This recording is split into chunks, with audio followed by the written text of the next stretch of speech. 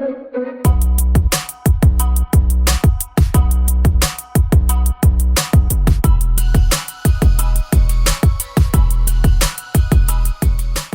speak about the long-term strategy and thinking, but then there's often the reality of things. And I think that's where my next question really comes from, is if companies are implementing solutions that they need to hit their skills development targets as quick as possible, what can companies do to hit their skills development targets as quickly as possible? Doing employed learnerships.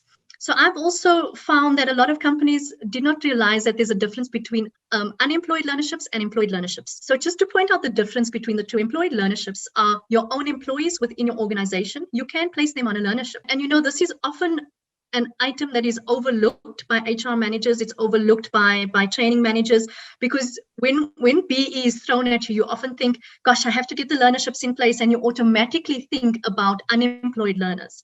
Whereas if you actually do a skills audit, and you don't have to do an in-depth skills audit, but the company would already have information in terms of, if they were to just speak to their divisional managers and identify people within the organization that need upskilling or that would like to study further.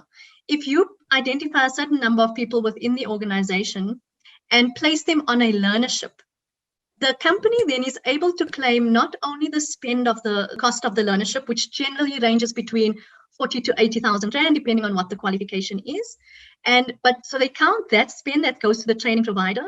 They then are able to count the full salary of the employed person. So their salary over the 12-month period, and that helps companies often to hit that target quicker when they are implementing employed learnerships. And I think that's the first step that a company should do, is to look at upskilling your internal staff. And if you've reached your spend, or there's a shortfall of the spend, but you've already exhausted looking at your employees, then you look at unemployed learnerships. And with unemployed learnerships, I also noticed that a lot of companies assume that it's only the stipends, which generally ranges between 3,600 to about 6,000, 7,000, depending also on the industry you're in.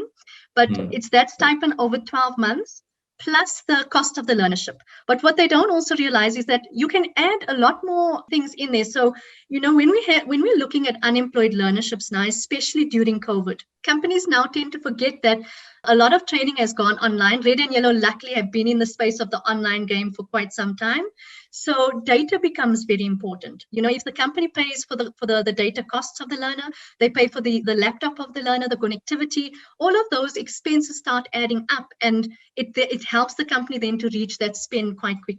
When you have interns that you bring into the organization, the spend there is basically the salary spend that you're incurring on that particular intern.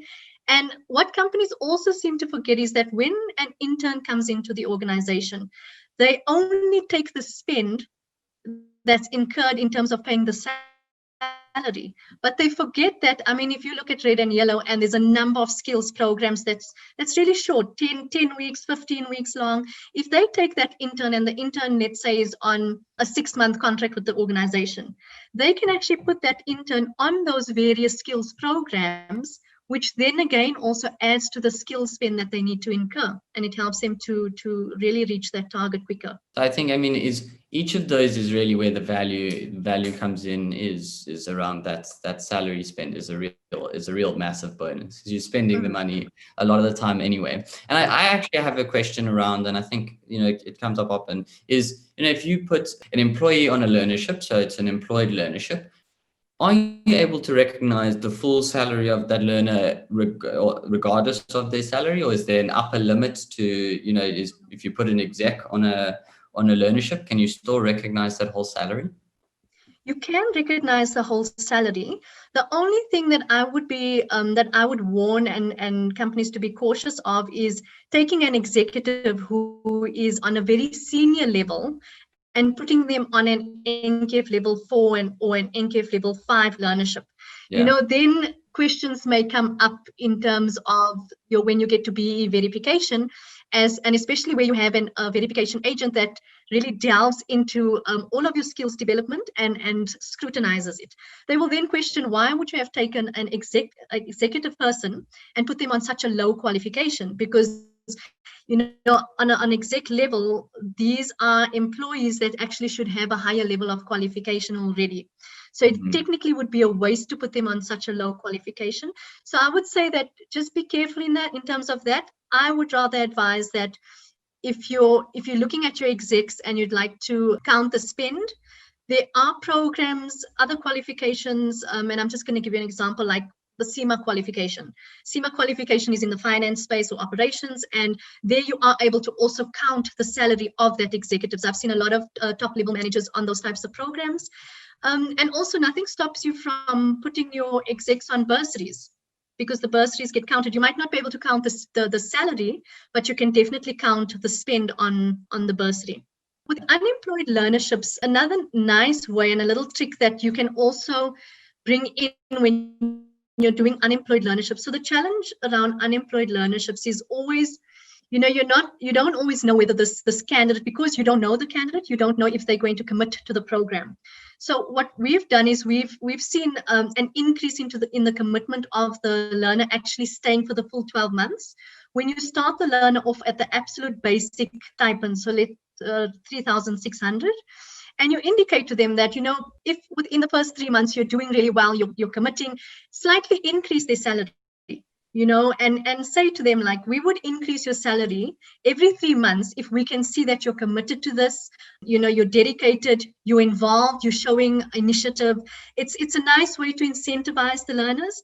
Or even if another option that you can do there is also provide the learners with a certain amount for them to be able to travel to get to, if the learnership is not online. So travel allowance. A lot of companies think that the 3,600, and actually the 3,600 is supposed to be for the learners' travel and for their sustenance during the day. But if often these learners, because they're desperate and they really want to get an opportunity, they often would take a learnership that is very, very far from them, and they end up spending much more on transport costs just to get to the venue of training and to get to the hosting site.